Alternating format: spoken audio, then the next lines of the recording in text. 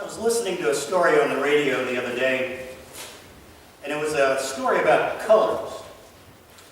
And it was a story about how words for colors came into language.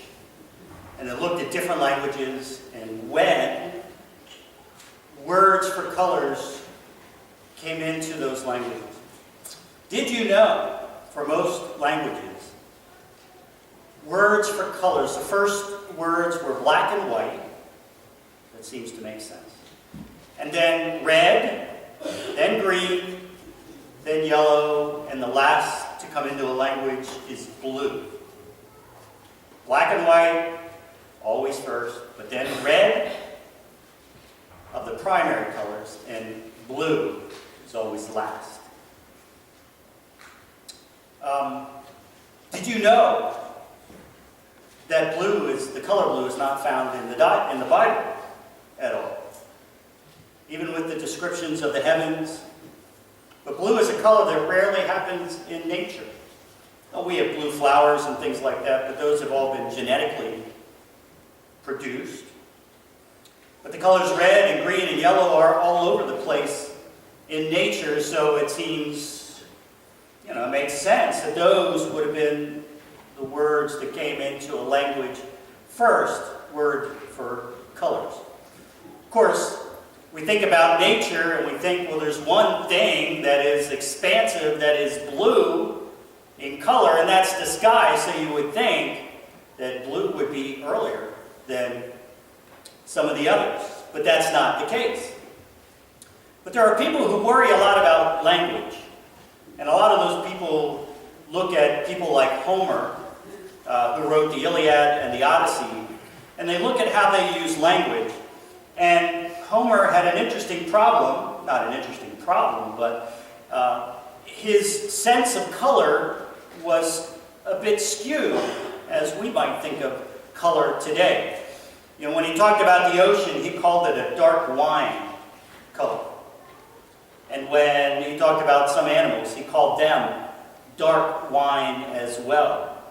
So it presented some questions about the ancient Greeks and their ability to see colors. Led them inquiring into whether they could perceive color at all. It's possible in the light of evolutionary theory that the retina of the ancient Greek, maybe it wasn't advanced enough for them to see degrees or to see color, to have any color perception at all. And we know, of course, different mammals have different abilities to see various colors. But besides this evolutionary question, there's the question of consciousness. There's the question of perception. This color vision problem that it seemed Homer and maybe the other ancient Greeks had, well, maybe it was caused by a lack of visual perception that would lead to the creation of new words that were needed to explain a visual phenomena. Or in other words, this ability to perceive a thing because of a lack of a word for the thing. That inability is called linguistic relativity. But it begs this question, do you really see something if you don't have a word for it? Do you really see something if you don't have a word for it? Words are interesting. I spend a lot of time worrying about words because I use words, I write words, I preach words. So in the reading of 1 John that we have today, I think there's some interesting words we need to lift up and talk about. The first one comes in verse 17, if you want to follow along. The Greek word that I'm talking about is splachna. It comes in verse 17. Verse 17 reads, "How does God's love abide in anyone who has the world's goods and sees a brother or a sister in need and yet refuses to help?" The word that's translated refuses to help is that Greek word splachna. A literal translation of that verse would be, sees a brother or sister in need and shuts up their bowels. That's my favorite. I don't often get to preach the word bowels in the church, right? Another translation would be, sees a brother or sister in need and clenches their heart tight. You see, to refuse to help someone shows a lack of compassion. And of course, splachna is a derivative of that Greek word that we have for compassion, which I preached about a couple of months ago, which is splagnizomai. Jesus, anytime it says Jesus looked on somebody with compassion, it was that Greek word splagnizomai.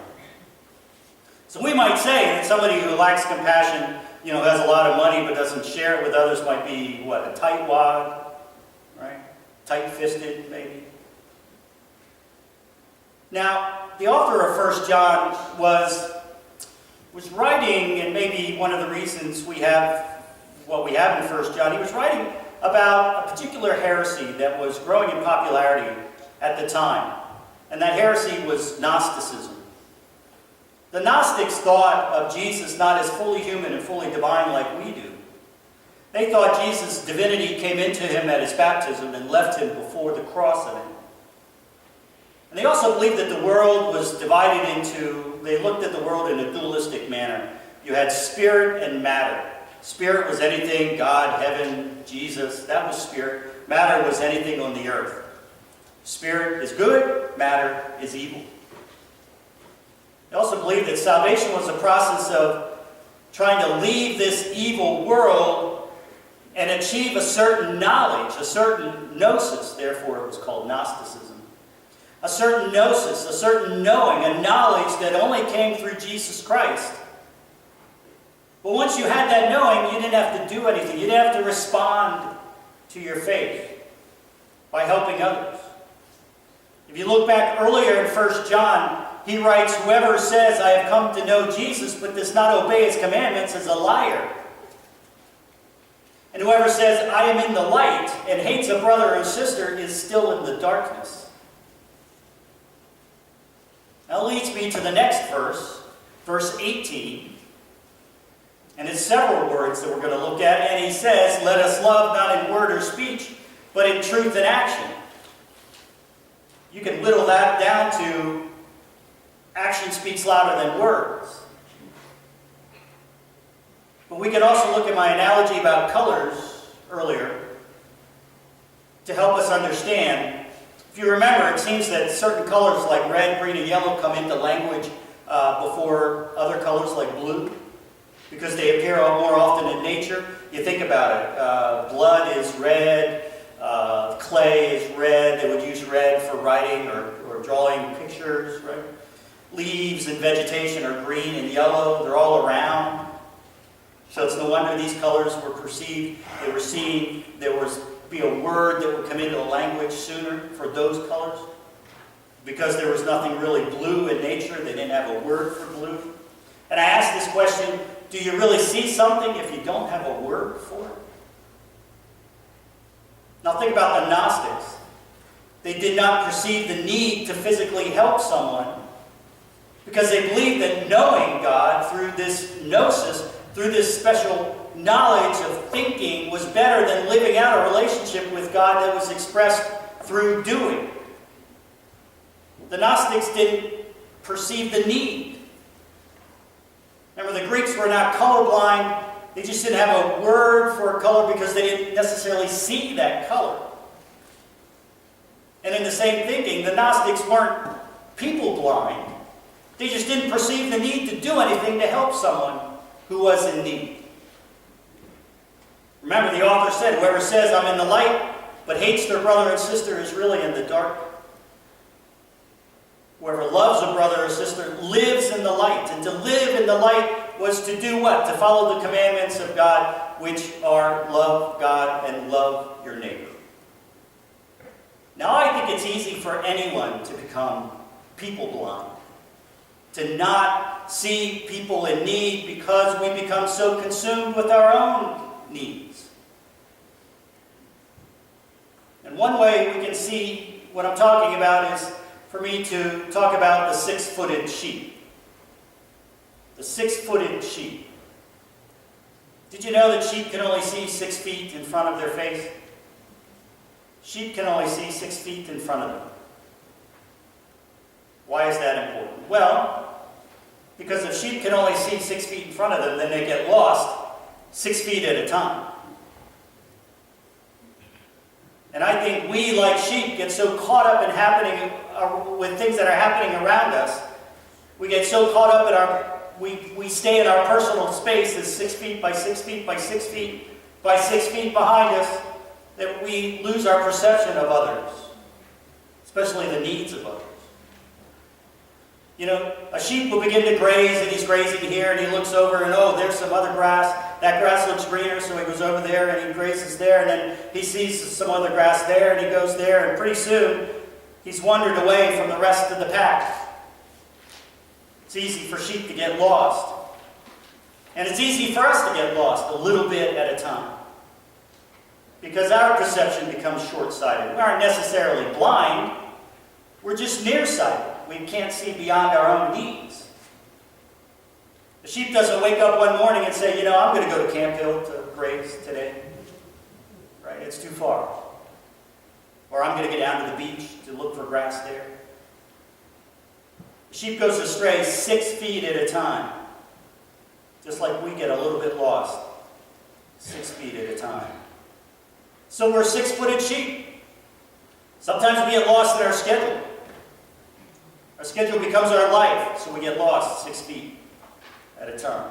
Sometimes it's listening too much to Oprah, or to Dr. Oz, or being on Facebook too long, or reading things on the internet, and we get lost 6 feet at a time. Sometimes it's listening to gossip. Gossip at the grocery stores, gossip we see on email, those parking lot conversations that we have after meetings. And we get lost 6 feet, 6 feet, 6 feet at a time. Sometimes we move 6 feet towards people that we like. Sometimes we move 6 feet away from people that we don't like. We get lost like sheep just a little bit at a time.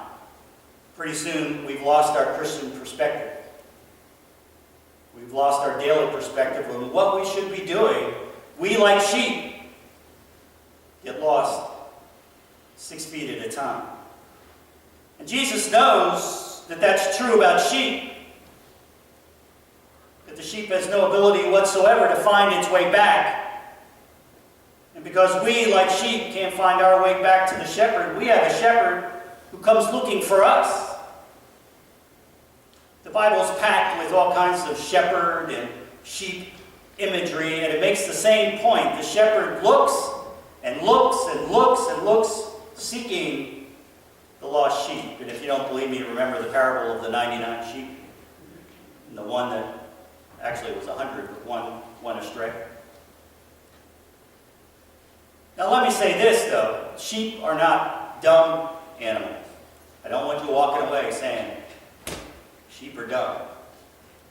Barbara Brown Taylor, who's an author and a teacher and a pastor and a theologian, she tells the story. She knew somebody who grew up on a sheep ranch. And they dispelled the myth that sheep are dumb. Sheep aren't dumb. She said it was the cattle rancher who spread the rumor that sheep are dumb. Because sheep don't act like cows. Right? Cows are herded from behind. Shouts and prods from the cowboys. Sheep follow the shepherd. Cows can be pushed, sheep have to be led. They'll follow the shepherd wherever the shepherd goes. So where does Jesus, our shepherd, lead us?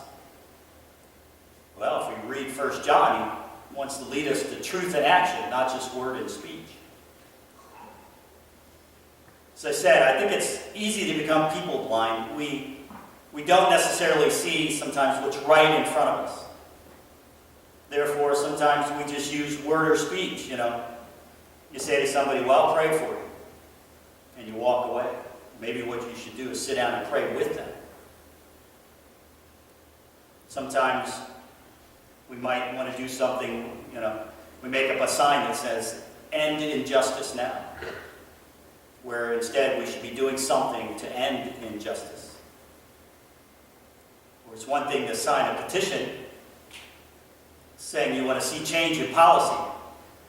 Maybe we should schedule a meeting with the mayor, or the mayor's not not here today, so I can say it. Or one of our local representatives to sit down and to make concrete plans to change something. So my friends, where's the Good Shepherd leading you today? Amen? Amen.